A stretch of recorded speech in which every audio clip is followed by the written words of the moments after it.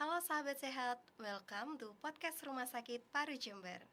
Senang sekali kali ini saya, Lirih Diana Purba, akan mengajak sahabat sehat semuanya untuk berbincang mengenai asupan gizi untuk keluarga sehat. Nah, seperti biasa sahabat sehat, di segmen Ngopi, Ngobrol Pintar kali ini, saya tidak sendiri, saya ditemani oleh Mas Satrio. Selamat pagi Mas Satrio. Selamat pagi Mbak Liri. Gimana kabarnya Mas? Alhamdulillah baik. Alhamdulillah sehat ya. Sehat, sehat terus. Alhamdulillah. Oke, sahabat sehat semuanya. Jadi Mas Satrio ini adalah seorang nutrisionis di Rumah Sakit Paru Jember. Jadi kalau ada pasien yang rawat inap di Rumah Sakit Paru Jember, Mas Satrio ini adalah yang bertugas untuk mengatur gizi pasien. Betul ya, Mas ya? Betul. Oke. Jadi Mas Satrio dan juga sahabat sehat semuanya, di segmen ngopi kali ini kita sedang memperingati Hari Gizi Nasional. Jadi Hari Gizi Nasional ini setiap tahunnya jatuh pada tanggal 25 Januari. Dan tujuan dari peringatan Hari Gizi Nasional ini sahabat sehat adalah untuk mengingatkan kita semua tentang pentingnya gizi yang seimbang dalam kehidupan kita sehari-hari. Dan di peringatan Hari Gizi Nasional ini, sahabat sehat, pemerintah mengusung tema yaitu pilih makanan bergizi untuk keluarga sehat. Nah, saya yakin kita semua di sini, Mas Satrio maupun sahabat sehat semuanya, itu menginginkan kehidupan keluarga yang bahagia, yang sejahtera. Nah, untuk mencapai keluarga yang bahagia dan sejahtera itu, keluarga kita harus sehat terlebih dahulu. Setuju nggak, Mas Satrio? Setuju banget. Ya, betul. Jadi, yang paling utama itu keluarga harus sehat terlebih dahulu. Nah, peran kita di sini sebagai seorang yang dewasa, kita harus mampu memberikan yang terbaik untuk keluarga, baik itu untuk orang tua kita maupun untuk anak-anak kita, bagi yang sudah berkeluarga dan mempunyai anak. Nah, apa yang bisa kita berikan atau apa yang bisa kita lakukan untuk keluarga kita? Yang bisa kita lakukan adalah mengedukasi, memperhatikan dan juga menjaga pola makan yang sehat dan bergizi untuk keluarga kita. Seperti yang kita ketahui bersama bahwa apa yang masuk ke badan kita, apa yang kita konsumsi itu sangat mempengaruhi tumbuh kembang, kemudian daya tahan tubuh sampai ke kecerdasan anak ataupun diri kita sendiri gitu ya Mas. Iya. Betul. Jadi untuk itu hari ini kita mau berbincang sama Mas Satrio, kita mau ajak Mas Satrio untuk sharing bagaimana sih, mungkin yang pertama kita tuh pengen tahu Mas Satrio, yang dimaksud makanan bergizi atau uh, gizi yang seimbang untuk kita itu yang seperti apa? Baik ya. Makasih. Eh, Makanan bergizi itu kalau yang kita tahu ya. Jadi makanan itu ada zat gizinya yang disebut gizi makro, kemudian ada yang disebut gizi mikro. Namanya makro karena dia memang dibutuhkan dalam jumlah yang relatif lebih banyak. Banyak. Kemudian yang mikro dibutuhkan dengan jumlah yang relatif lebih sedikit. Cuman keduanya tetap harus ada, walaupun sedikit tidak berarti dia bisa hilang begitu saja. Jadi kebutuhannya tetap harus terpenuhi.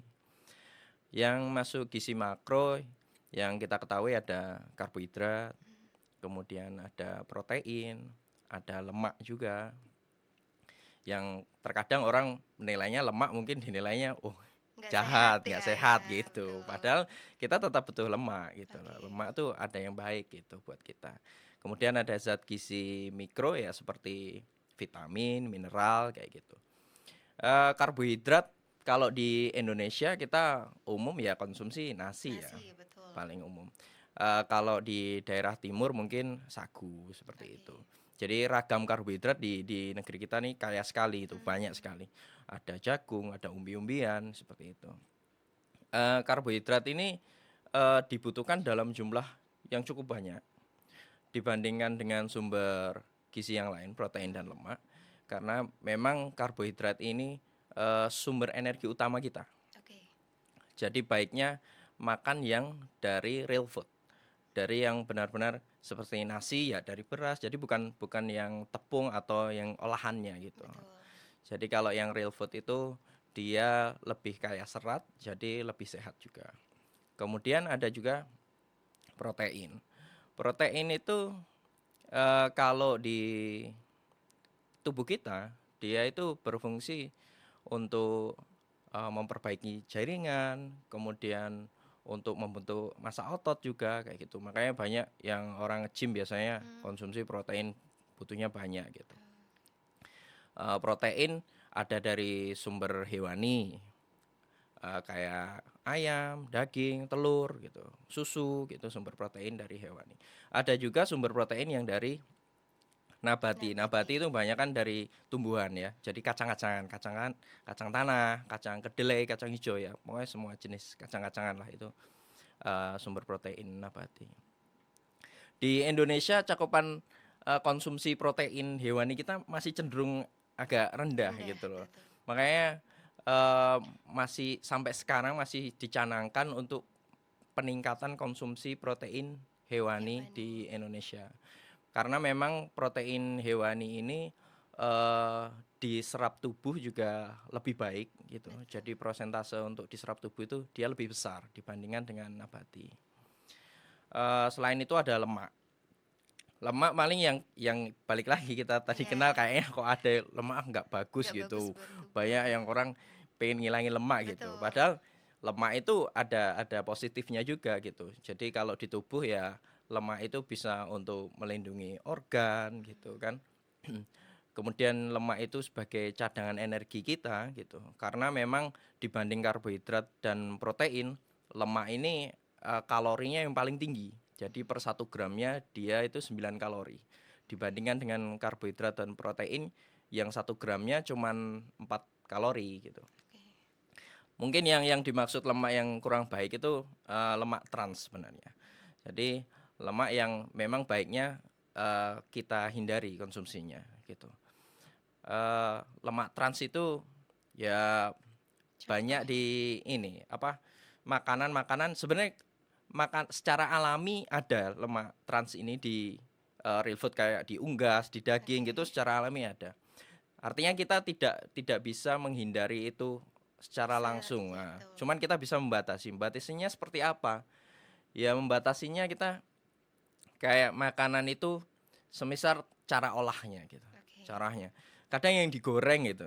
Digoreng itu dengan minyak yang Banyak. berulang. Nah, Oke. berulang digoreng berkali-kali. Ya itu yang menyebabkan lemak transnya menjadi meningkat Meningkat. gitu. Oke. Jadi lebih banyak kayak gitu. Kemudian kayak vitamin dan mineral selanjutnya. Vitamin dan mineral itu dia sebagai zat pengatur. Jadi mengatur metabolisme tubuh Tubuh. kita, mengatur asam basa di tubuh, elektrolit seperti itu. Jadi yang kita sebut zat gizi mikro itu tadi, dia tetap penting walaupun jumlahnya sedikit, Sedikit. tidak bisa kita hilangkan. Lebih banyak biasanya vitamin dan mineral itu ada di buah-buahan, di sayur seperti itu sih. Oke. Gitu. Oke, terima kasih Mas Satrio. Jadi, makanan yang bergizi itu makanan yang mengandung eh, zat-zat yang kita butuhkan dalam tubuh ya. Ada zat makro dan mikro tadi. Jadi ada Betul. karbohidrat, protein, kemudian lemak dan Lemak, vitamin dan mineral vitamin dan mineral tadi. dan jumlahnya harus Jumlahnya seimbang. harus seimbang. Nah, Jumlahnya harus seimbang. ngomong-ngomong jumlahnya harus seimbang ini seperti apa Mas Satrio kita mengaturnya? Kadang kan banyak nih sahabat sehat di rumah yang nggak tahu harus konsumsinya tuh seberapa banyak. Yang makro tadi kita butuhnya seberapa banyak, yang mikro walaupun apa sedikit tapi tetap kita perlu, jangan sampai nggak ada. Nah, itu seberapa banyak untuk masing-masingnya. Dan mungkin juga kan kita tahu di Indonesia sendiri itu sangat beragam ya Mas jenis makanannya, dan dari masing-masing kayak karbohidrat, protein, lemak itu tadi kita bisa, Mas Satrio bisa nggak berbagi tips untuk kita nge-mix and match-nya untuk biar apa yang kita butuhkan itu tetap terpenuhi semuanya gitu. Oke. Eh kalau makanan kita prakteknya gimana? Kalau untuk orang awam ya, Iya betul. kan kita agak repot kalau sebagai orang awam makanan harus ditimbang, Iya kemudian betul. Nah gimana kan iya agak repot gitu betul. prakteknya Iya gitu. Nggak mungkin kita setiap makan harus harus melakukan menimbang seperti itu. ya. Sebenarnya di Indonesia dulu kita mungkin mengenal 4 sehat 5 sempurna. Betul. Ya, 4 sehat 5 sempurna. Kemudian di tahun 2014 itu ada Permenkes baru, jadi Permenkes 41 tahun 2014 itu yang tentang pedoman gizi seimbang. Betul.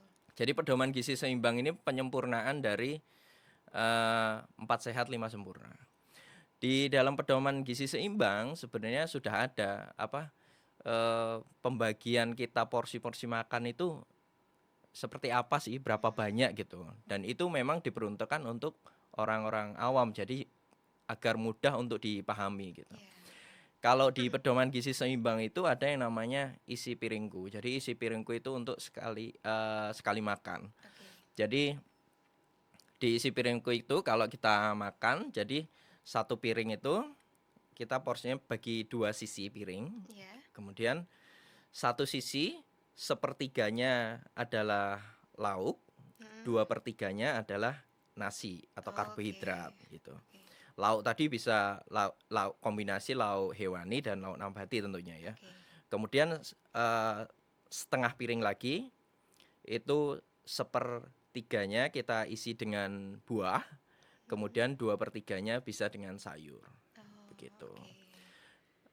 Makanan ini harus beragam gitu. Iya. Karena kenapa sih kok makan kita harus beragam berganti-ganti?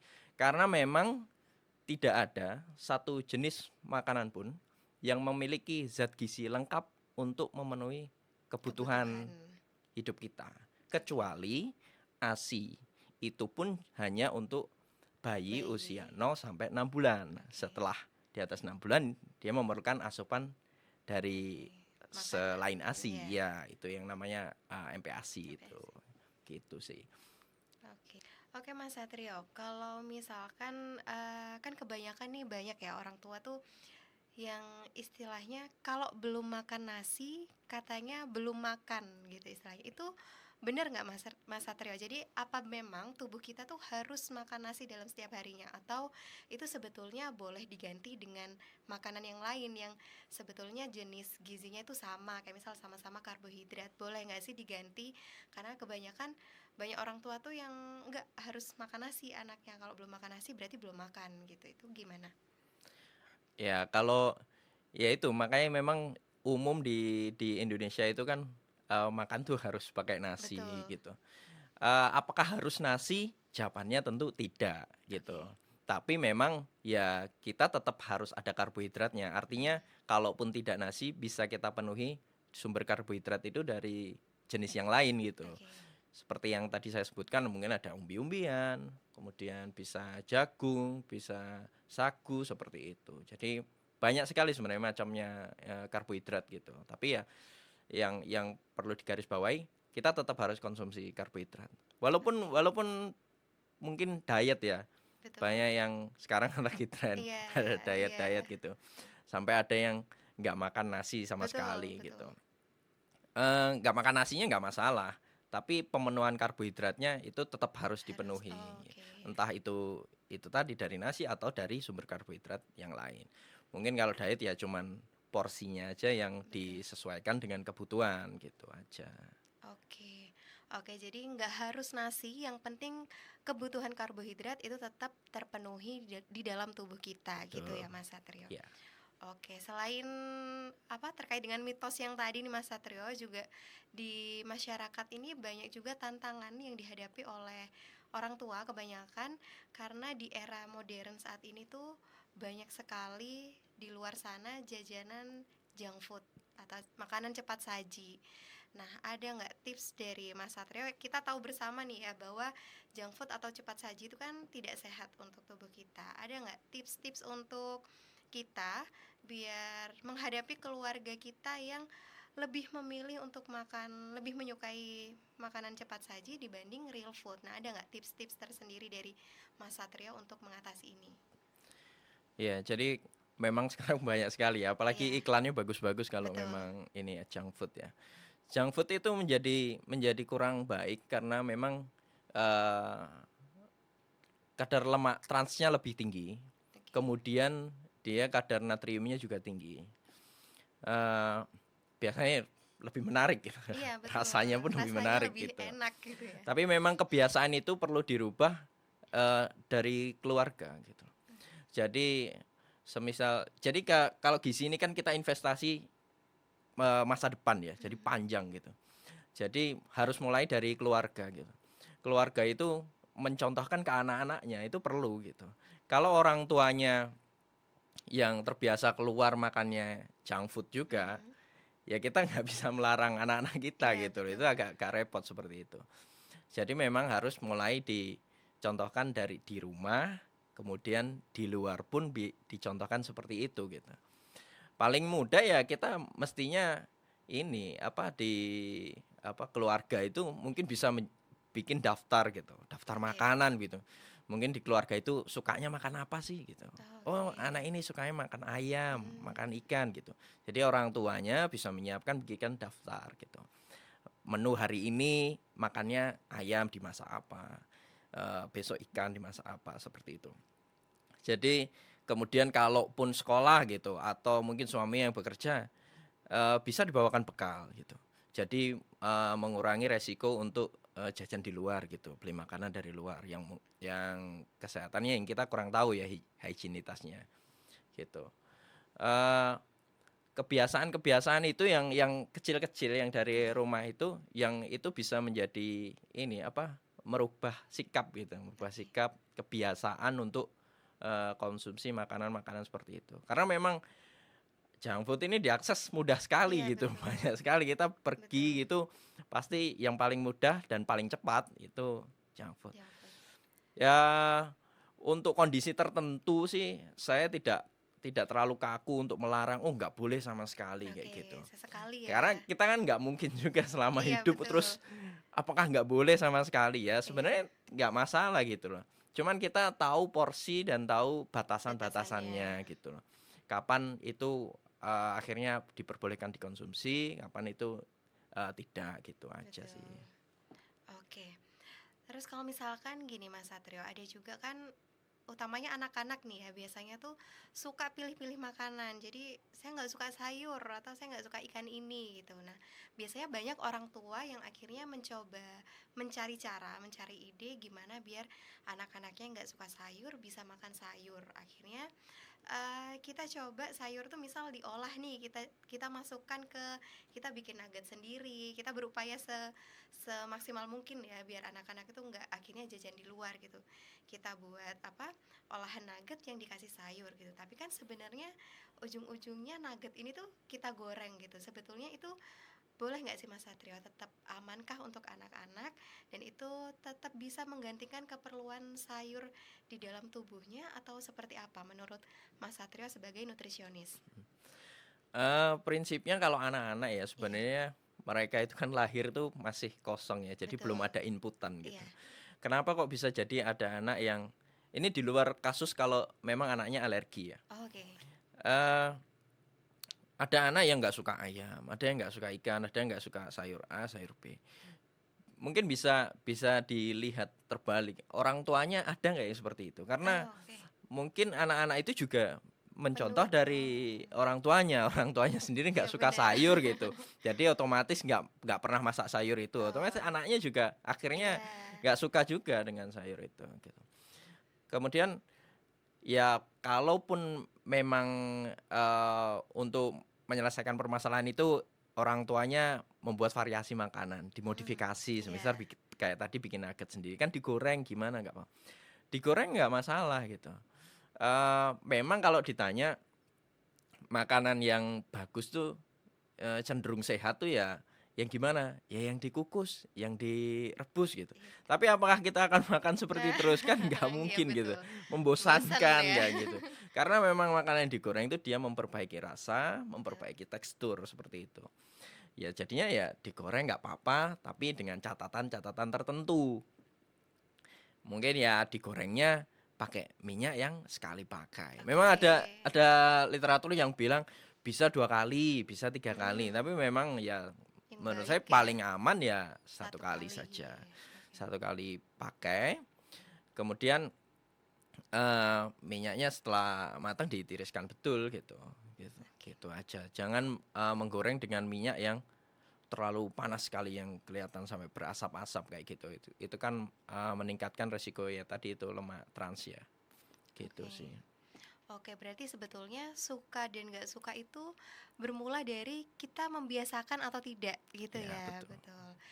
Oke, terus tadi Mas Satrio sempat menyinggung masalah alergi nih. Nah, kalau soal alergi kan cukup banyak juga ya di negara kita tuh anak-anak yang alergi kebanyakan protein ya Mas Satrio. Iya. Nah, kalau membahas soal alergi, yang pengen saya tanyakan ini, ada juga yang bilang kalau alergi itu sebetulnya harus coba untuk dilawan. Jadi tetap aja dikasih aja anaknya kalau alergi nanti juga akan sembuh dengan sendirinya karena sudah terbiasa. Itu betul nggak sih? Atau memang ya kalau alergi ya sudah berarti harus dihindari. Kita coba cari makanan pengganti lainnya gitu. Seperti apa? Tergantung ini ya, tergantung apa, efek dari alerginya ya. Oke. Sekiranya alerginya itu memang dia mengganggu, kesehatan Mm-mm. gitu, ya baiknya tetap harus dihindari. Karena memang kalau alergi itu kan sudah bawaan ya, Iya, betul. sudah bawaan. Kecuali memang ada alergi yang, eee, semisal dia makan ikan gitu alergi, tapi masih di batas toleransi, itu ndak masalah, tetap Oke. bisa dikonsumsi ndak masalah. Karena memang mungkin tidak terlalu mengganggu di kesehatannya, itu boleh Oke. dikonsumsi.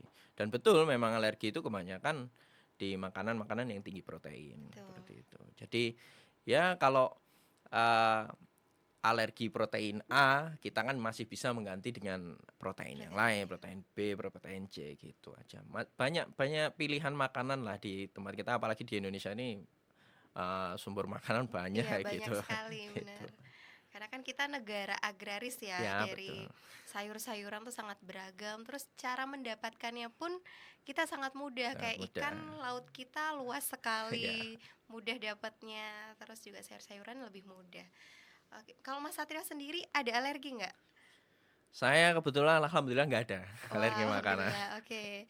Kalau saya nih Mas Satrio, saya nggak tahu sebetulnya saya tuh alergi atau enggak. Jadi kadang saya makan udang itu bisa bentol-bentol atau di kulit ya biasanya kayak eksim gitu, tapi kadang juga enggak gitu. Kalau kayak gitu tuh alergi atau bukan ya? Atau mungkin karena cara pengolahan masakannya yang bisa dibilang mungkin apa kurang bersih akhirnya berefek seperti itu. Kira-kira seperti apa tuh Mas Satrio? Ya kalau kita konsumsi udang ini alergi, kemudian besok lagi konsumsi Nah, udangnya iya, ini kok nggak alergi ya, itu kadang tuh perlu dicek lebih lanjut sih. oh, Kalau memang ingin tahu apa saya ini alergi apa enggak sih, punya alergi apa sih, ya mm-mm. itu memang harus tes, mungkin bisa skin test segala macam untuk Oh, menentukan oke. itu ya, Iya. dipastikan. Kalau anak-anak Mm-mm. biasanya, kalau tidak melakukan tes di lab seperti itu, biasanya bisa dengan metode eliminasi. Jadi metode Gimana tuh? eliminasi itu, eee, biasanya ada jajaran makanan-makanan yang memang itu menimbulkan alergen gitu, Oh, menimbulkan oke. alergi. Nah, makanan-makanan itu nanti kita eliminasi satu-satu. Semisal kita, makan biasa gitu, tapi udang kita hilangkan gitu. Oke. Kita makan, "Loh kok masih ada alerginya? Berarti bukan udang nih Oh, alerginya," oke. gitu. Ikan kita hilangkan coba, ikan. Nah, nanti pas, makan ikan kita hilangkan, "Oh alergi nggak ada." Berarti kemungkinan ikan nih berarti saya alerginya gitu. Oh, Tapi memang untuk itu metode eliminasi, jadi metode yang paling sederhana ya. Kalau untuk memastikan ya harus di-lab, oke. pastikan alerginya apa, seperti itu. Oke, siap. Tapi itu bisa dilakukan mungkin untuk ibu-ibu di rumah yang pengen tahu ya, mungkin anaknya ada dugaan alergi Ya bisa pakai betul, cara biasanya sederhana anak-anak eliminasi seperti itu. itu. Oke, sahabat sehat luar biasa sekali. Banyak sekali tadi ilmu yang sudah kita dapatkan dari Mas Satrio. Mulai dari makanan bergizi itu seperti apa, kemudian asupan yang kita butuhkan itu seberapa dan juga bagaimana cara kita mengolahnya yang baik dan benar. Dan sampai tadi kita membahas soal bagaimana sih cara kita mengetahui kalau kita tuh alergi pada makanan tertentu atau tidak. Luar biasa sekali. Terima kasih banyak Mas Satrio Sama-sama.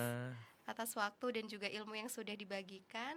Dan sahabat sehat semuanya, terima kasih banyak sudah mendampingi atau menemani kita hari ini. Mungkin sebelum kita tutup, Mas Satrio mau berpesan untuk masyarakat semuanya tentang Hari Gizi Nasional ini, silahkan.